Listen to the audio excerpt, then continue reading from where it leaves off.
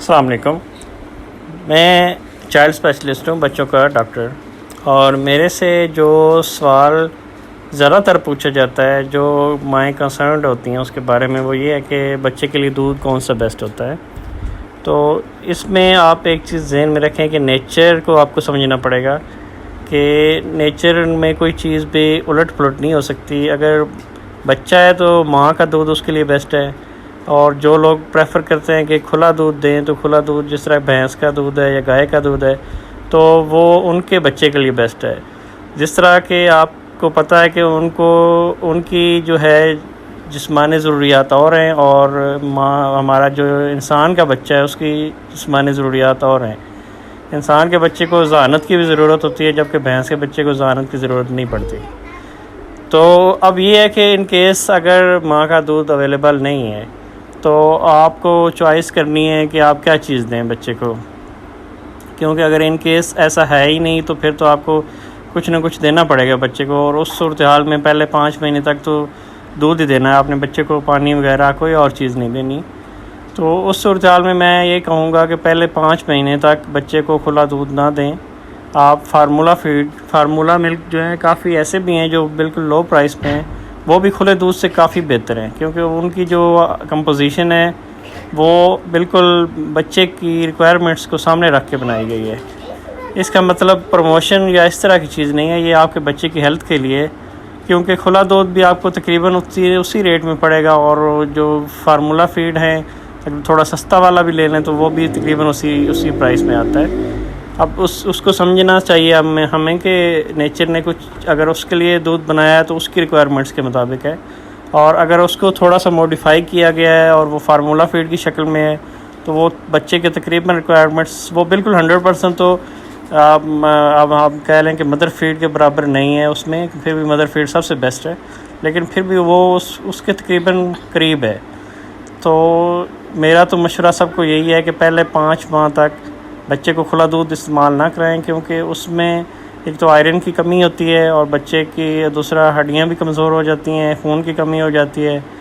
तो बेहतर तो यही चीज़ है कि आप फार्मूला फीड यूज़ करें। इन केस अगर फिर भी कुछ क्योंकि हमारे गांव वाला एरिया है तो उसमें सबसे ज़्यादा लोग यही प्रेफर करते हैं कि खुला दूध इस्तेमाल करा लें।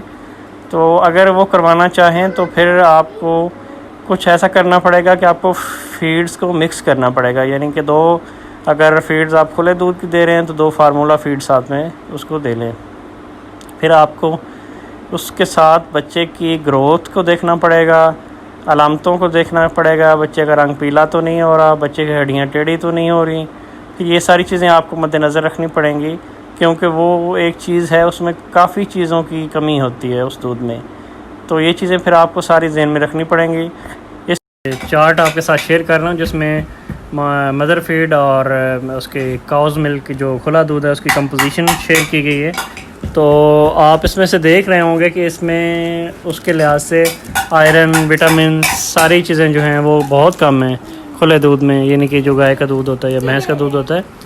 तो क्योंकि एनर्जी बराबर है, एनर्जी ये है कि एनर्जी चाहिए होती है भैंस के लिए, गाय के लिए, और बच्चे को तो ज़ानत के लिए सारी विटामिन वगैरह हर चीज़ चाहिए। तो इसके लिए इसके अलावा कुछ चीज़ें होती हैं जिनको हम प्रीबायोटिक्स और प्रोबायोटिक्स कहते हैं, क्योंकि हमारे लिए फ़ायदेमंद बैक्टीरिया हैं हमारे जो उसमें आंतों में होते हैं बच्चे की, और वो मुफीद बैक्टीरिया वगैरह जो है प्रीबायोटिक्स प्रोबायोटिक्स भी वो फार्मूला फीड में एक्स्ट्रा ऐड किए जाते हैं। और ये iron, vitamin B, vitamin C, vitamin D, ये सारी चीज़ें जो हैं ये अलहदा से फार्मूला फीड में ऐड की जाती हैं, और उसको मदर फीड की कंपोजिशन के बराबर तकरीबन बराबर लाया जाता है। बिल्कुल परफेक्ट तो नहीं है लेकिन तकरीबन बराबर है। और क्योंकि गाय का दूध या खुला दूध जो होता है उसमें ये सारी चीज़ें बिल्कुल कम होती हैं, आयरन भी, विटामिन्स और मिनरल सारी चीज़ें कम होती हैं, और वो चार्ट में भी आपके साथ शेयर किया जा रहा है, तो आप इससे समझ सकते हैं बिल्कुल कि क्या मैं कहना चाह रहा था। और इसी तरह ये जो है फार्मूला फीड वाले बच्चे जो होते हैं या मदर फीड वाले बच्चे वो बहुत कम बीमार होते हैं, उनको मोशन कम लगते हैं। दूध जो खुला दूध होता है उस जो बच्चे पीते हैं ज़्यादातर मेरे पास आते हैं, उनको मोशन होते हैं, उनकी ग्रोथ पूरी नहीं हो रही होती। और ऐसा होता है कि शुरू में अगर दिया जाए खुला दूध तो बच्चों को एलर्जी करता है, उसके साथ बाज़ मोशन में खून आना स्टार्ट हो जाता है, और उसमें सारी आयरन वगैरह हर चीज़ की कमी हो जाती है। तो इसमें ये है कि इसमें आपकी मुफीद जो बच्चे की इम्यूनिटी स्ट्रॉन्ग करती हैं वो चीज़ें या तो मदर फीड में हैं या फिर फार्मूला फीड में अलग से ऐड की जाती हैं। एज सच वो जो काऊ मिल्क या फ्रेश मिल्क है उसमें बहुत कम होती हैं। तो ये इसके मद्देनज़र ही मैं कहना चाह रहा हूँ कि पहले 5 महीने तक बिल्कुल खुला दूध इस्तेमाल नहीं करना। इंशाल्लाह हम नेक्स्ट वीडियो में बात करेंगे कि आयरन जो होता है, आयरन डेफिशिएंसी जिसको कहते हैं खून की कमी या एनीमिया, उसकी अलामात एक आम आदमी कैसे समझ सकता है। और इसी तरह कैल्शियम विटामिन डी की कमी से हड्डियाँ टेढ़ी होती हैं जिसको रिकेट्स कहते हैं, उसकी अलामात क्या होती हैं वो हम आपको आम ज़ुबान में समझाएंगे ताकि आपको समझ आ सके। और जितना जल्दी आप उन चीज़ों को पिक कर लेंगे उसका इलाज बहुत ही सिंपल सा होता है। लेकिन अगर आप उसमें देर करेंगे तो बच्चे की ग्रोथ पे इफ़ेक्ट होगा उसका, क्योंकि एक ग्रोइंग पीरियड है बच्चे का। पहले 2 साल में बच्चे की हाइट, वेट, हर चीज़ डिसाइड हो जाती है कि मुस्तकबिल में बच्चे ने किधर तक ग्रो करना है और ज़हनी नशुमा क्या होनी है।